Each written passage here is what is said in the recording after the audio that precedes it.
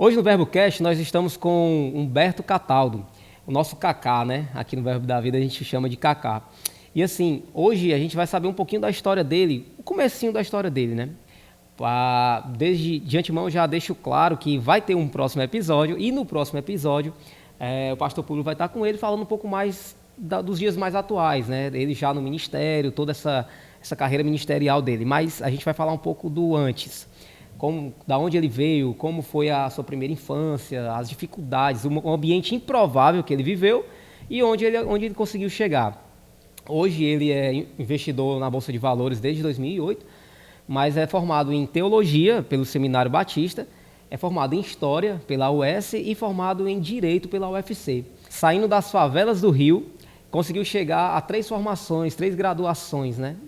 E isso é tão interessante porque a gente vai falar um pouco dessa improbabilidade, de quão improvável era, mas aonde ele conseguiu chegar. E que se foi possível para ele, também é possível para você. Kaká, se apresenta um pouco para a galera, diz um pouquinho aí, conta como foi o comecinho da tua história e tal. Cara, a minha vida eu acho que ela é comum a muitas pessoas, né? Porque quem nasce em periferia, né? Ausente de um contexto familiar, né? Estruturado, de afeto. Então, a periferia é um lugar muito difícil, porque quando você vai estar numa periferia, é sinal que você é um desprotegido social, de alguma Você está à maneira. margem da sociedade, né? Ou pai alcoólatra, viciado, mãe que tenta se virar na vida, né, e etc. Então, o meu contexto era bem esse. Eu perdi meu pai muito cedo, né? A gente tinha uma vida boa, meu pai era comerciante.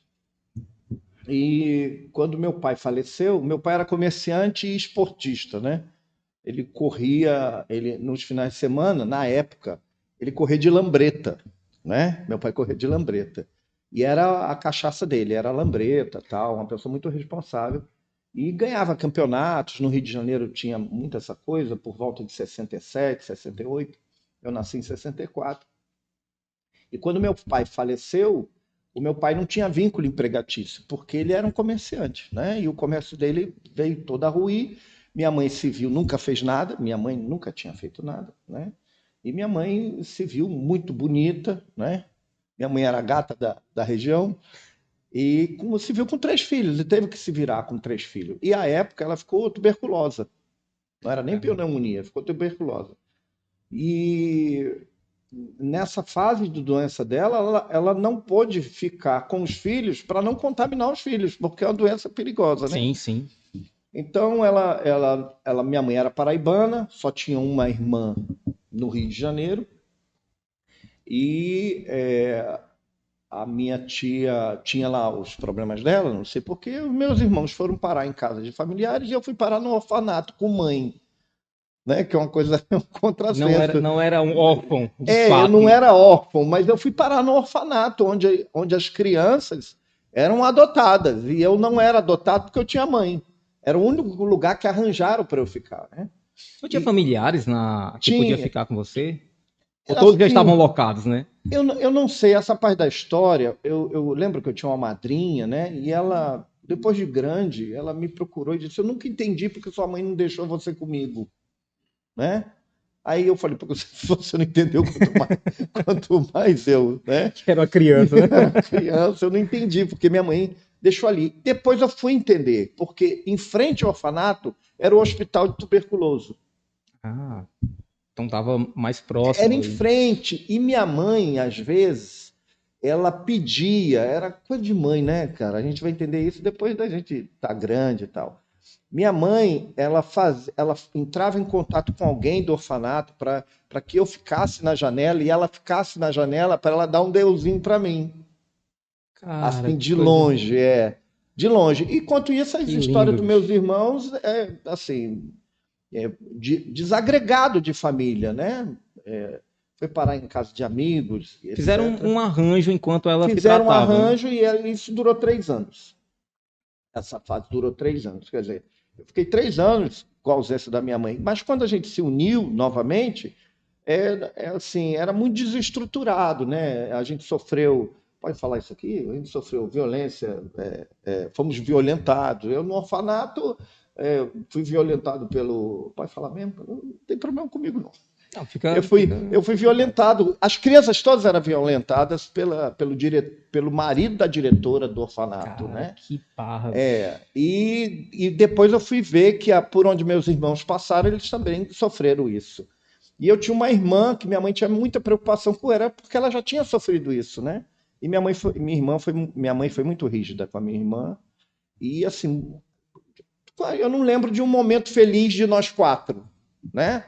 Que Como você isso falou, era uma desestrutura generalizada, né? generalizada. Minha mãe sempre trabalhando, né? Procurando sustentar os filhos. Aí pessoas, ela muito nova, ela tinha o direito de arranjar alguém para conviver com ela, um homem, tal, um namorado.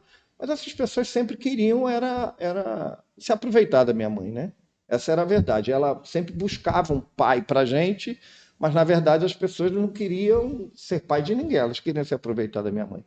E minha mãe muito E era uma guerreira, responsabilidade, é, assumir uma mulher, uma viúva com três três filhos, filhos, e na é uma época, né? responsabilidade que nem todos os homens são homens o É, suficiente para segurar, é. né? Porque os caras só queriam mesmo se aproveitar da Queriam mulher. curtir mesmo. E aí eu saí de um lugar violento para outro mais violento, né? Caramba. Eu saí de um lugar chamado Piraquara, em Realengo, para ir para o lugar Isso no Rio. no Rio, para ir para Padre Miguel, no conjunto Dom Helder Câmara, que é a cearense. O nome do conjunto é o nome de um cearense, né? Caramba. E lá é que a gente teve contato ali com a desestrutura total, assim, social, de você ver Acesso à criminalidade, tudo, né? Não tem eu digo para as pessoas que o primeiro contato que eu tive com a vida foi com o diabo, né? Eu aprendi a matar, roubar e destruir. Mas dentro desse contexto Desde esse era o que contexto. você tinha para Aí, aprender, né? quando eu fui para a Marinha, é que eu aprendi. Aí virei profissional de matar, roubar e destruir. Né? Eu só tinha estado. Quando eu fui para o Corpo de Fuzileiros Navais, aí que eu aprendi mesmo, né? Titular mesmo. A gente já tá só no amistoso, né? Eu só tinha ali a prática. Depois eu ganhei o alvará de funcionamento, né? Caramba. Eu ganhei o alvará de funcionamento. Entrou na Marinha mais ou menos com quantos Com anos? 18, entrei. Porque não tinha, tem uns cursos que os adolescentes entram ali por volta dos seus, não sei se 16, 17 anos. Que não era o caso, que era o aprendiz, né? O aprendiz de marinheiro, isso. Você fazia concurso e entrava. Eu não tinha. Minha mãe foi muito rígida. Ela tinha essa preocupação, né? Mas a gente educou a gente da maneira que ela podia, né? Entendi. Então, até os 18, você veio nessa vida desses altos e baixos Altos aí, e baixos, sem uma coisas estrutura ruins, familiar, sem sem uma nada. referência de pai, Aprendendo a roubar, furtar, né? dentro do contexto que você estava inserido, Então né? a gente estava, né? Os amigos. Hoje eu não tenho. Quando eu cresci, casei, o que eu recebia dos amigos, sabe quem morreu? Ou quando eu ia lá, sabe quem morreu? Sabe quem está preso? Sabe quem morreu? Porque não tinha outra situação. Eu não tinha um reflexo assim, rapaz, sabe quem está bem de vida? Sabe quem estudou? Sabe quem foi para a faculdade, né? Então, isso só começou a mudar, então, quando você Quando eu teve fui para a acesso à Marinha. Marinha, que aí você mudou o seu ciclo Eu social e tudo. mudei, aí foi outro universo, né? Que você começa a perceber que é uma questão de disciplina, Pronto, era o que eu né? ia te perguntar agora, porque deve ter sido um choque de realidade muito grande. Você vinha de um contexto desestruturado, de um ambiente com acesso à criminalidade, sem lei, É. e dentro da E Marinha que tinha era normal, que né? era normal. Roubar era A normal. partir daquele momento, agora a normalidade era Que aquilo era errado. É disciplina. disciplina. Hora para acordar, hora para fazer, se não fizer, fica preso. Isso, exato. Não Caramba, e é o não tem, choque de realidade. não tem. Eu me identifiquei com aquilo, né? Eu me identifiquei, cara, eu não posso voltar para aquela realidade, porque a realidade dos amigos era muito ruim. Agarrou aquilo como se fosse uma chance. Falou, cara, aqui é uma... Amigos eram chefes do tráfico, Caramba. simplesmente, e você tá ali, é amigo de infância. Eu é amigo ou colega? Cara, é a mesma coisa. Você nasce junto com o cara, não tem mais bom dia, não tem nada. E aí, parceiro, beleza, como é que tá? E aí, Betinho? E aí, o cara trepado lá com 2 Glock na cintura, né, sentado no boteco, e aquilo é coisa Normal. normal. Aí o irmão é sargento da polícia, na época. Oxi. O irmão era sargento da polícia e ele era o chefe do tráfico. A família operava nos dois lados, né? Aí eu Caramba, sei que o bicho. menino era o André faleceu, né? Não podia ser diferente. Mas o Rodrigo, irmão dele, eu não quero policial, não sei qual foi o fim que ele levou, Mas assim, o lugar era Barra Pesada. Quando você estava na Marinha, lá dentro da Marinha, teve alguém de referência que meio que encabeçou a sua mudança e falou assim, cara, segue esse ramo.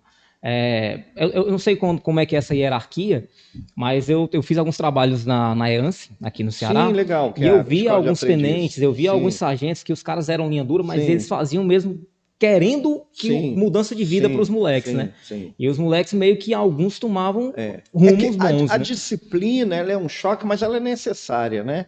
Até falei aqui para você lá no último culto que teve na igreja do Bom Jardim, do Verbo da Vida, eu falei a importância da ordem unida, né? E Sim, sim. associei a ordem unida à prática da palavra, né?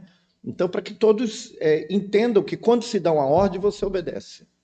É por isso que é importante o ordinário marche, sentido, porque isso é uma besteira, a gente está aqui, vamos pegar logo na arma, né? É como um lutador de karatê que quer logo lutar, não quer fazer o kata, Ó, sabe? a gente tava falando nos bastidores, a gente tava falando nos bastidores aqui, tinha uns armamentos marciais tradicionais de uma gravação que a gente tava fazendo aqui no estúdio. E o Kaká tava brincando e tal. E uma das coisas que esse artista marcial fala é que o aluno, ele não toca na arma enquanto ele não estiver treinando aquela arma. Enquanto isso, ele só admira a arma Sim, fica lá, ele sim. fica olhando, louco para pegar, mas não pode. Não, Porque ele só pode pegar quando ele estiver sim, no nível de sim, treinar aquela arma. sim. E ele tem que respeitar essa posição. É, Só que num ambiente de desordem, todo mundo faz o que quer, do jeito que quer, é, e não vai para canto nenhum, né? é, Não tem uma organização, um padrão de crescimento. Então, da Marinha, você já meio que se localizou e sim. já começou uma transformação É que eu aí de precisava mentalidade. daquilo, eu precisava daquilo. Precisava desse choque de realidade, dessa transformação de fato, né? Na verdade, a disciplina veio me ajudar, né? Veio ordenar meus pensamentos, Muito né? legal, muito legal. E quando depois de 18 anos, ficou lá até quantos anos mais ou Ficou menos? até 26. É 26. Quando foi que você parou para começar Você deve ter saído de lá já com a mentalidade, eu vou fazer algo, ou É, estudar algo. é, é. Né? Como foi essa trajetória de escolher estudar história, depois escolher estudar Na verdade, eu direito? escolhi estudar direito, né? Saiu de lá direto para direito. Porque você sabe como você trabalha, é uma coisa que toma muito seu tempo, né? Demais. Então, eu digo assim, quando você é solteiro, tudo é bacana. Mas quando você casa e tem filhos, né? A coisa começa a ficar difícil, porque eu digo assim, dá para conciliar tudo? Dá, mas alguma parte vai ficar deficitário, né? Infelizmente. Algum vai ficar, né? Não estou dizendo que É uma isso é questão de regra. prioridade, né? Você vai Porque ter que tirar de um a canto para pessoa que colocar em quer outro. fazer tudo para fazer tudo bem, ela não consegue, por mais que ela se organize, né? Então eu tinha isso, eu tinha um conflito entre querer ficar lá, né? E ter minha vida como espelho, olhando. Eu sempre fui muito observador. Quando eu olhava o fim de carreira Dos dos oficiais, ó. militares, não era uma coisa que eu queria, né? Não se identificava com Né? essa Com o trajetória. fim. Eu gostava durante o meio, mas o fim daquilo não me agradava. Né? Então isso foi que te fez procurar outras Foi outras alternativas. coisas, né? De estudar, de ter dependência. E a hierarquia ela é muito boa, mas como tudo na vida, na igreja, na empresa, é muito fácil você criar algum tipo de fanatismo, né? Sim, sim. Então você para de ter senso crítico, bom senso. Isso é um marco do nosso Kaká, que é o senso crítico e o um bom senso senso. bom senso, né? Então, quando o bom senso e o senso crítico começou a ser tolhido em mim, eu falei, pronto, já deu. Tá na hora de mudar de ambiente. Tá na hora de mudar de ambiente, porque não faz minha cabeça. Muito legal, muito legal. Interessante. Aí você foi para o direito, aí chegou a se formar, mas exerceu? Não exerci, porque essa coisa ministerial era muito forte em mim, né? Mas eu até tentei, né? Eu até tentei fazer OAB e tal, mas a minha grande sina, vamos dizer assim, era obter o conhecimento, né? Sim, sim. Esse projeto do direito ainda está aberto, que eu posso fazer OAB a hora que eu quiser, não tem problema nenhum. Né? Mas não era uma coisa que me atraía, né? Não te completava, né? Eu dou até assessoria jurídica para algumas pessoas, porque eu ainda tenho contato com o direito, leio algumas coisas, né? Alguns amigos me pedem, cara, o que eu devo fazer, por onde eu vou? Cara, tu vai aqui, tu vai ali, procura um advogado, mas pense nisso, né? Alguns têm advogado, ó, tu pode subestabelecer para outro advogado, enfim. Mas aí eu fiz história, o primeiro curso que eu fiz foi teologia, na verdade, né? E depois o direito e depois a história. Ah, tá. Agora eu entendi a cronologia da coisa. Quando você fez teologia, você já se identificou com a trajetória da sua vida. É isso que eu quero. As outras coisas vieram complementar, Mas eu me identifiquei com o direito por causa da interpretação. Uau. Porque no direito tem interpretação jurídica, hermenêutica, exegese, né? Então eu fui a ler a Bíblia precisa demais dessa técnica. Né? Aí eu fui para o direito porque a exegese é a essência do direito, né? Isso, aí eu fui na fonte. Muito interessante. E utiliza isso até hoje. Até hoje eu utilizo isso para tudo. Sabe, Cacá, tu estava falando sobre um pouco da tua trajetória. Saiu de um contexto complicado. Aí foi para a Marinha. Aí passou por essa trajetória de transformação. Aí fez 3 universidades. Fez 3 graduações. E dentro disso tudo você consegue chegar a um padrão de um cidadão de bem, um cidadão bem-sucedido, e sem vitimizar a sua história. Porque, ó, gente, essa história que ele contou pra gente, muito pouco a gente vê ele falando disso no dia a dia. Porque é algo que não vai acrescentar em muita coisa. Ele prefere muito mais, se você o conhecer, ele vai te urtigar, ou te incitar a querer aprender, a querer desenvolver, do que ficar dizendo, olha como eu fui sofrido da minha infância, como eu fui abusado e maltratado, e eu tive, não tive carinho dos meus pais, enfim, isso não é a questão. Essa vitimização não é característico dele. E eu estava vendo esses dias, Cacá, uma coisa que quero trazer para ti, e eu fiquei estarrecido. Eu abri lá, por um acaso, um vídeo do Pânico. Não, desculpa, Jovem Pan. Pânico não, Jovem Pan. E tinha lá uma matéria de uma moça, uma influenciadora digital, que estava se achando, dizendo que foi um momento desesperador da vida dela. Agora, sabe qual foi o momento desesperador? Porque um Uber tinha cancelado a corrida dela. E ela se sentiu, sabe, dilacerada. Aí eu vendo tua história, eu falo, meu Deus, que geração mimizenta a gente vive. Porque alguém que passa toda dificuldade vem do antro do inferno, lá do meio da marginalidade. E a minha história, no meio dos meus, é a mais leve. Caramba, meu. Onde eu vivi, era a mais leve. Meu Deus, então tem testemunho mais pesado aí do eu tenho testemunho da minha vizinha ser prostituta. Caramba. E cuidar dos filhos. E fazer da casa dela o lugar de trabalho dela. Isso é pesado demais. E aí a gente consegue olhar agora, nesse contexto, o grau de dificuldade que certos brasileiros passam. E aí eu posso dizer, isso sim é desesperador para uma mãe ter que se submeter a certas situações para poder sustentar os filhos. Sim. Agora você vê uma geração que, se você falar que o cabelo tá um pouquinho assanhado, ou que a pessoa tem um tom de pele diferenciada, ou uma opção sexual, ou sei lá o quê, ou cancelar uma viagem no Uber, é o suficiente para se desmanchar em pranto, desesperada. Aí eu fico preocupado, Cacá, como a nossa geração está caminhando para uma falta de estrutura generalizada. Porque não se tem mais esse bom senso de falar assim, cara, eu estou num contexto, mas eu posso transformar isso. Eu posso sair daqui e ser alguém melhor. Eu posso estudar e mudar meu quadro. Sim. Eu não sou obrigado a ficar aqui, por mais difícil que seja. A gente sabe que é difícil. A gente está aqui em contato com um bairro também periférico, aqui no Bom Jardim de Fortaleza, e a gente sabe o quanto é difícil as pessoas romperem com isso. Mas a gente tem um caso aqui na nossa mesa, e é de muito bom grado que a gente recebe a sua visita para nos esclarecer que isso é possível. Sim. A gente tem um caso, um case real aqui na nossa frente de alguém que conseguiu sair da favela, sair do meio da criminalidade e se tornar uma pessoa de bem. Sim. Isso é algo maravilhoso, né? E eu pensando aqui, cara, como é que ele conseguiu fazer tudo isso? E eu fiquei pensando, ele deve ter tido alguma referência no meio desse processo, né? Se não a Marinha, ou se não alguém dentro da Marinha, ou alguém que você teve como referência depois, não, ou dentro do Ministério. Eu sempre fui uma pessoa muito solitária. Então Essa era a você verdade. se moldou.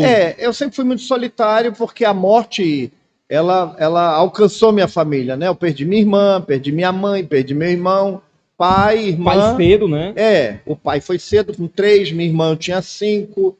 O meu irmão, ele foi meu padrinho de casamento, morreu um mês depois. Eu perdi os 2 padrinhos de casamento um mês depois, Caramba. né? E perdi minha mãe. Mas, assim, esse desagregar da família, nós nos amávamos, mas tomamos rumos diferentes, né? Eu saí de casa com 18 anos. Eu não pedi minha mãe para sair de casa, né? Eu simplesmente disse para minha mãe, eu tô indo para São Paulo, né? Foi muito decisivo, assim, Eu sei, mas ousado, assim, né? Decisivo. eu tô indo, mas como vou. como é isso? Como? Mas eu sei que assim, não pode pegar um modelo, né? Eu não posso pegar minha régua e colocar em todo mundo, Não né? dá. Cada um Cada tem. ser humano é um ser humano, reage diferente, pode Sim, ter sim. a mesma experiência. E eu não sou psicólogo, né? Não sei como esse processo, se eu sou um milagre, se eu não sou, se eu agir bem, se eu agir mal, eu não sei. Eu só sei que tô aqui, né? Eu vou fazer igual o menino da televisão lá do filme, né? Eu não sei como foi, só sei que foi assim. Só sei que foi assim. Né? É o Chicó, é o Chicó. Volta com o pai de Cira, né? E eu gosto de brincar que eu sigo 3 filósofos na vida, né? Que é o Sócrates, Sim. né? O que sei é que nada sei. É o Chicó, né? Eu não sei, eu só sei que foi assim. O Armando volta. Se sei, digo que sei. Se não sei, digo que não sei. E pronto, papo 10. Então, é os 3 filósofos da minha vida, né? A tua base filosófica da tua vida é esses três. Simples assim, gente. Simples assim. Isso é muito interessante, porque dessa forma você passa longe dessa questão de se vitimizar, né? Cara, a vida tá dura. Sim, eu vou. Deu pra fazer, deu. Não deu, não deu. Ponto. Se não deu isso, muda. Faz outra coisa, né? E, Tiago, eu estava vendo, só fazer um recorte aqui, eu gosto de economia, né? Eu trabalho com bolsa. Uma das. E como é que você arranja seu dinheiro, né? Desde 2008, na verdade é um sonho desde 96, mas em 2008, com o advento da internet, né, eu consegui aprender e tal. Então, desde 2008 eu opero com bolsa de valores e eu assisto os economistas. Aí tem um economista famoso que uma repórter perguntou para ele como é que o mundo faz para criar emprego para essa geração. Era a pergunta dela. Como criar empregos para essa geração? Ele disse, o emprego existe, a geração não quer trabalhar. Uau. Aí a repórter ficou, como assim? E ele explicou, esta geração que está vindo não quer trabalhar porque eles aprenderam a confiar nos recursos dos pais.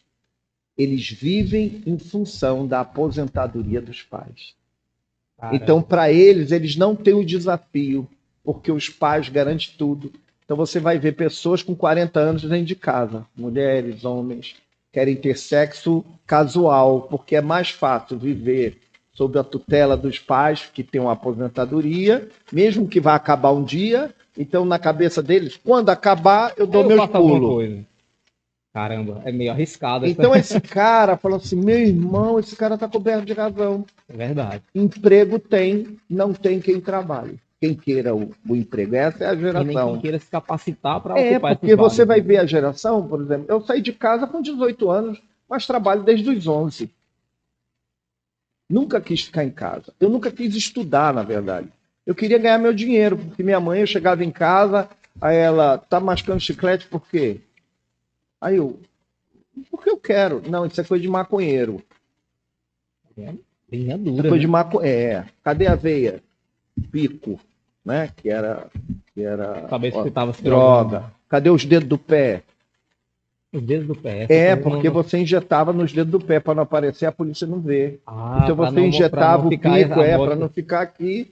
Você pegava o dedo do pé e injetava o pico. Cadê os dedos do pé? Minha mãe sabia tudo, ela é escolada, ela, né? Sabia tudo. Então isso me fez trabalhar. Não, minha mãe era faca na caveira, né? Então eu trabalhava desde os 11. Fui trabalhar na farmácia, depois fui trabalhar na padaria, sempre tive meu dinheirinho. Então isso contribuiu, né? Porque a minha geração, ela valorizava o trabalho. Ela não se interessava muito em estudar. Mas o trabalho era o foco. Hoje essa geração não quer nem trabalhar e nem estudar. É a geração neném, né? Que o pessoal diz, nem, né? nem, né? Não quer Nem nem isso, trabalhar e nem estudar, ela quer curtir. Ela quer curtir, seja com que dinheiro for. Caramba, caramba. Tava falando sobre essa questão da falta de emprego, né? E eu vi uma matéria algum tempo atrás, acho que em 2010, já vinha se falando disso, que o mundo precisaria, nos próximos 10 anos, de pelo menos 1 milhão de programadores, de dev, de desenvolvedores de sistemas. Mas naquela época ainda era tudo muito recente, só que esse tempo chegou. E hoje a gente tem pouco, não chegou nem a bater 20% dessa meta, e todas as empresas, o mundo está precisando de programadores aos montes e não se tem essa mão de obra. Então é uma mão de obra que ficou muito valorizada, mas não tem quem ocupe as vagas. Então hoje um bom desenvolvedor de sistemas é o peso dele em ouro. Tipo, as empresas estão pagando e pagando caro por ter esses profissionais, mas não tem profissionais para ocupar. Isso é algo, e é uma deficiência que a gente está vendo e que cada vez mais tende a não ser suprida tão rapidamente, na mesma velocidade que a tecnologia pede que seja. Então, como você estava falando, o emprego não existe. As empresas estão aí, sempre procurando funcionários, procurando executivos, procurando profissionais. A gente não queria, nós, na nossa geração, a gente não queria saber o que fazer, era o que tinha para fazer. O que tiver, eu estou pegando. O que tiver, né? até limpar o esgoto. Não! Né? Enfia currículo. Hoje não existe, não sei se existe mais currículo, enfim. Né? Estou falando do mercado de trabalho há muito tempo. A gente sai colocando currículo em todo canto. Onde tiver, do açougue à farmácia. Meu amigo está precisando de alguém, sabe fazer, eu aprendo. Né? Sabe fazer, eu aprendo. Não tem essa. Estou precisando de alguém com seu perfil. Pronto, então sou eu mesmo. Que hora estou aí? Né? E a gente trabalhava às vezes sem salário, só para provar a pessoa que a gente tinha vontade de trabalhar. E que era capaz. Né? Não, esse cara é bom, vou chamar você, né? Hoje as pessoas querem salário, pô. Elas não querem trabalho. Eu não vou porque paga pouco. Ela não quer trabalhar, essa é a verdade, né? Ele nem para pensar que aquilo pode ser só um start, pode ser só um começo, né? Uma entrada. Eu brinco com as pessoas dizendo assim, ó, quando você sai de casa, você amplia o seu campo de conhecimento pessoal. Se você vai fazer um curso, se você vai para a faculdade, o que você está fazendo? Você está ampliando, abrindo o seu leque de conhecimento de pessoas. Porque ninguém chega a lugar nenhum sozinho. E todos os aprendizados que vai fazendo tem uma vaga ali, tem uma vaga ali, tem uma vaga ali, tem uma vaga ali. Isso é muito interessante. Hoje a gente tenta incentivar as pessoas que nos rodeiam a ter até essa visão de querer agregar conhecimento, de querer aprender. E as pessoas estão muito mais preocupadas na questão do bem-estar, de um Bolsa Família ali para suprir uma necessidade momentânea. E não pensa no posterior. E depois disso? Tá, o Bolsa Família... Não pensa nela como um valor individual. Ela é alguém, né? Ela se trata como ninguém. E ela tem alguém que pensa nela, sustenta ela e ela se vale disso. Se vitimiza, entre aspas, ou é mau caráter mesmo. Não, como é que eu vou viver a vida? Não, tem fulano para dar, vou ali, estão ali dando Bolsa Família. Eu vou lá, vou tentar a sorte, vou ver qual é. Né? Vai que dá certo. Tende a se incomodar, né? Vai que dá certo. Né? As pessoas estão tentando arranjar recursos de qualquer maneira. Elas querem sobreviver sem esforço. Não tem esforço. O esforço não interessa. O interessa é como eu vou obter o meu recurso. Você falou que investe na Bolsa desde 2008. Desde 2008. Já faz uns diazinhos já, né? Agora, você acha que todo esse movimento que tem acontecido nos últimos anos, muitos investidores, a gente está bem longe de uma realidade norte-americana ou da China mesmo, questão de investidores por quantidade de habitantes. A gente deve ter 4 milhões, 5 milhões de investidores aproximadamente, né? Mas num país de 200 e tantos milhões de habitantes, a gente tem... Porque lá é cultura, né? Lá eles são incentivados a investir bem mais cedo. E a gente ainda está engatinhando nesse processo. É porque o governo lá não é protecionista. E aqui muito. Né? E aqui muito. Muito protecionista. Quando você vê essa questão da nossa internet ser encharcada de ganhe dinheiro fácil, invista e ganhe dinheiro fácil. A gente está vendo muito esse movimento na internet hoje. E não favorece um pouco essa geração de querer esse recurso fácil, de achar que vou virar um investidor e vou ganhar dinheiro, não vou precisar mais trabalhar. É porque assim, tudo no capitalismo vira comércio. né? Então, o que que a pessoa precisa? Ela precisa de um filão. Qual é a moda agora? A moda é bolsa de valores. Pronto, então vamos todo mundo para a bolsa de valores. A Muita moda gente entra sem conhecimento a moda é arrebenta, fazer né? sobrancelha. Vamos fazer sobrancelha. A moda é vender pela internet. Vamos vender pela internet. Então, quem começa se dá bem. Eu lembro quando Chega uma hora que satura, né? O mercado. por exemplo, quando a Lan House, não tinha ninguém tinha internet. Aí chega um cara, pô, vou fazer uma Lan House. O cara vai, vem aqui, faz, pronto. Aluga a Então, hora. quem começou com a Lan House se deu bem.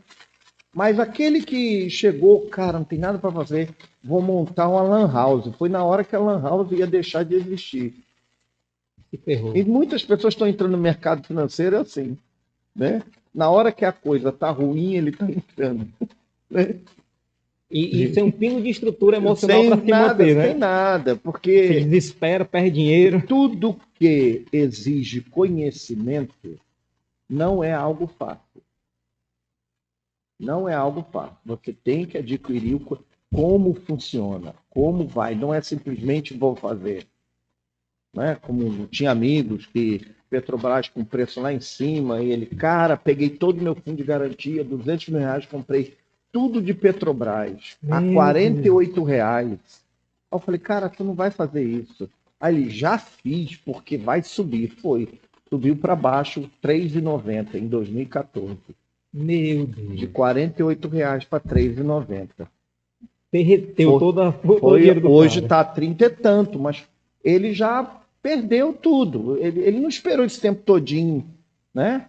Porque essa pancada foi em 2014, 3,98, foi em 2014. E assim, a pessoa que botou em 2008, 6 anos a Petrobras despencando, ele não aguentou. Chegou uma hora que ele tomou o prejuízo. Por quê? Tem que conhecer quem é, como é, quem está por trás, quem vai te ensinar. Qual é a intenção dele? Eu falo para as pessoas, assim, nessa temática de Bolsa de Valores. Poxa, tu acha que alguém que está vendendo o curso ganha dinheiro com Bolsa? É uma pergunta simples. Talvez Tu acha se ganhasse, que... não estaria vendendo o curso. Né? Ia ensinar outras pessoas a ganhar, Não é verdade? a comer o bolo junto com ela. Não é? Sabe? Então essa pergunta é uma pergunta lógica. Não, estou fazendo um curso ali, estou fazendo... Fiz muitos cursos, continuo estudando, mas eu sei qual curso fazer. Né? Qual é o curso que vai agregar valor àquilo que eu já sei? E a estratégia, você agrega esses conhecimentos para montar a sua A estratégia minha, própria, a né? minha, E não a ir lá de minha. carona na estratégia dos Não, outros. Né? faça isso. Como a gente diz, né? Que tem uma expressão, setup pronto. Setup pronto é o quê? Ó? Quando acontecer isso, você faz isso. Mas acontece que tem um monte de gente lá, igual a você, que quer ganhar dinheiro. Se você perde, alguém ganhou. Caramba. E se você ganhou, alguém perdeu. E por que perdeu? Você lá está por trás. Exemplo, faz de conta que aqui é Bolsa de Valores. Você sabe o que está acontecendo na rua? Não. Alguém aqui sabe o que está acontecendo agora? Lá tem um sinal, tem um trânsito. Ninguém sabe o que está acontecendo na rua. A Bolsa de Valores é igual. Você só sabe o que está na tela. Mas o que está por fora da tela, ninguém sabe. Aí tem o que está na mídia, mas tem o que está por trás da mídia, né? que ninguém sabe. Ninguém né? sabe. Então, É muito especulativo. É, muito especulação. Então as pessoas elas são muito inocentes em confiar naquilo que elas estão vendo. Então eu costumo dizer, né? Você tem que entender o que está acontecendo. E para que você entenda, você precisa se munir de várias coisas. Várias coisas.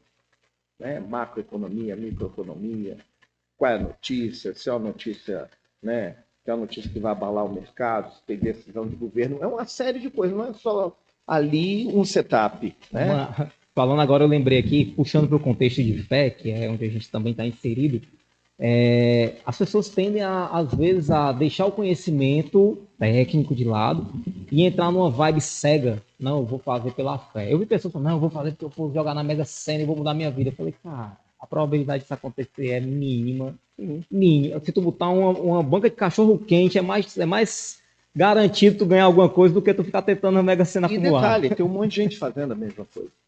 Então, mas tem um monte de gente jogando. As pessoas querem se eximir da responsabilidade de estudar, de se preparar. Sim. e querem uma alternativa rápida e puxam às vezes para a fé. Sim. Não, mas Deus vai fazer, Deus vai fazer. Cara, Deus vai fazer e tu não quer estudar. Deus vai fazer e tu não quer trabalhar. Se te informar, Deus não vai fazer não, filho. No último culto eu disse assim para os meninos, né? Que a gente vai mudar de igreja, vamos para outra, aí houve lá um probleminha, né? De ordem móvel, né? Como é que as pessoas vão se locomover, que elas estão perto da igreja e tal. Questão mais de logística. De logística. Aí eu disse, cara, quando eu me converti, eu sei que é outra realidade. Eu andava para ir até a igreja, porque eu não tinha condições. Né? E andar 30 quilômetros. 30 quilômetros? Eu andava 30 quilômetros, andava 12, 14. Eu não tinha por isso que tu ficou casca grossa demais. Nunca arranjei desculpa para não fazer alguma coisa. Nunca. Arranjei desculpa para fazer nada. Aí eu digo, agora você tem um exemplo. Ó. Jesus andava a pé. Agora pergunto, se ele tivesse carro, ele andaria de carro? Sim. Obviamente. Claro, irmão, ele andaria de carro. A pergunta é, você tem carro? Não, então, Jesus também não tinha e andou a pé. Sim. Você tem carro? Vai de carro. E não tem carro? Não vou? Algo tão simples, mas tão resoluto, né? E resolver a situação, resolve isso aí pronto. E a gente prova para nós mesmos que podemos. Minha mãe, ela tinha uma coisa, eu dizia assim, mamãe, traz água para mim, né? Aí ela chegava e orava. Minha mãe rezava, né? Ela era muito católica, mas ela tinha uma sabedoria toda dela. De pai, obrigado pelas 2 pernas, pelos 2 braços do meu filho. Obrigado, Senhor, porque tem água ali. Obrigado, Pai, pelo copo. Obrigado pela disposição dele ir. Aí eu já entendi. Mas interessante a forma que ela já lhe mostrou como é que a vida é, né? Era, não. Quando eu tive uma sabedoriazinha, assim, quando eu cresci, que eu estava tomando banho, aí ela, filha, agora eu vou te dar um presente. Aí eu, o que é, mãe? Ela me deu um sabão e a cueca para eu lavar. Agora você é um homem. Eu tinha 8 anos. Pô. Agora você é um homem. Lave as suas cuecas. Então, era uma mulher com a sabedoria que ela tinha que me ensinou muita coisa. Tem até um episódio. Posso falar desse episódio aqui? Que eu não contei, né? Na minha fase de adolescência, a gente aprende a andar com os amigos, né? Eu nunca fumei maconha, porque eu era asmático, né? Então, as pessoas dizem assim, principalmente no nosso ministério, há males que vêm para bem? Não, irmão, há mal que vem para o mal. Aí eu digo, não, irmão, há males que vêm para o bem. Eu tinha asma e não fui maconheiro por causa da asma. Né? Desculpa aí você. Então, eu atribuo assim, por causa da maconha, porque os amigos todos fumavam maconha. Todos, era normal. Dá um teco aí, dá um teco aí. Tu não, cara, né? tem um asma. Né? Não, eu ficava longe até de cigarro, porque eu ficava passando mal, entendeu? E os caras me respeitavam. Que guardou, né? Então eu digo assim, cara, se há um mal que não veio pro bem, eu recebi como bem. Enfim. Aí, esses amigos eram a parceirada, né? Que a gente cometia pequenos furtos, etc. E tinha os desafios que a gente entrava no mercado e pegava ali as coisinhas do mercado, né? Aí eu, vacilão, comecei a entrar com coisas em casa que eu não tinha condições de comprar. Vixe, aí tua mãe vem cá. Não, minha mãe só buzunhando, né? Ela olhou, de onde veio isso? Não, eu fiz não sei o que, não sei da onde, eu ajudei um não sei o que, ele me deu um dinheiro, eu comprei, aí minha mãe tá, né? E sem eu saber, minha mãe foi lá no supermercado e conversou com o gerente, depois eu soube da história.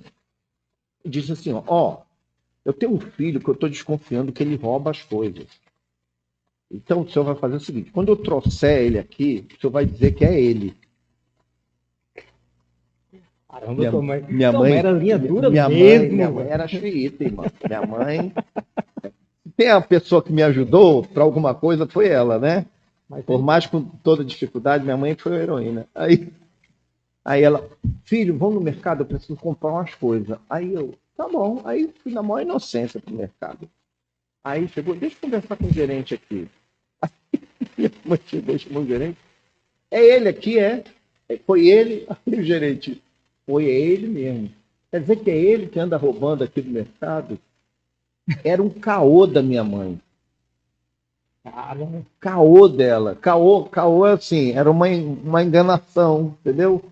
Enganação. Ela colheu verde, ela plantou verde. Ela jogou um blefe em ti. Ela botou um verde para colher maduro. Vamos ver o que vamos ver.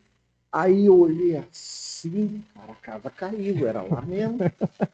Agora você vai botar no mercado, vai botar no carrinho tudo que você roubou do mercado. Cara, eu enchi 2 carrinhos. Aqueles carrinhos grandes. Caramba, Eu vi um tempinho já, né? já vinha profissa. 2 anos roubando supermercado e outras coisitas mais. Mas aquilo ali foi um Aprendizado. como é que se diz? Que a gente diz? Foi um marco, né? Um divisor de águas, como diz alguns. Aí minha mãe chegou, agora sua mãe que trabalha, se esforça, tem condições de pagar isso? Aí o gerente, não, dona, já se conheceu, dona, não precisa não. Não precisa pagar, não. Vou pagar. Mas de onde? Ela não podia pagar, né? Continuou o caô. Continuou o caô lá, tal. Quando o gerente viu que eu enchi, a minha mãe, mercado cheio, irmão. Ela bem alto diz assim, ó, tá vendo? Esse aqui é meu filho, mas é ladrão. Cuidado com a bolsa de vocês. No meio do mercado. Aí eu olhei assim, eu falei, mas mãe, não tem mãe não, seu ladrãozinho safado. Cuidado, viu, minha senhora, com a sua bolsa. E toda vez que eu ia pro mercado, o que ela fazia? Faz o mesmo A alarme. mesma coisa. E isso foi dos 15, eu acho que ela fez isso 6 anos direto. Caramba. 6 anos direto. Até eu chegar e falar assim, mãe, já sou adulto, já cresci, pare com isso. E ela disse, agora você aprendeu. Cacá, fala um pouquinho para nossa audiência um pouco mais assim se despede, né? Ela diz que deixa claro que você vai ter outras oportunidades. Se ele pra me ver convidar, eu vou voltar, certo? Conheça a ti mesmo. Como diz lá o Platão imitando Sócrates. Conheça a ti mesmo, veja o que você quer. Não arranje desculpa. Eu não sou modelo para ninguém, porque na vida todo mundo está dando seus pulos, né? Mas espero voltar aí, dar um beijo grande para a audiência e você seja um sucesso, ok? Beijo grande. Valeu aí, Tiagão. Valeu, pessoal. Até a próxima. Fique com Deus. Um abraço.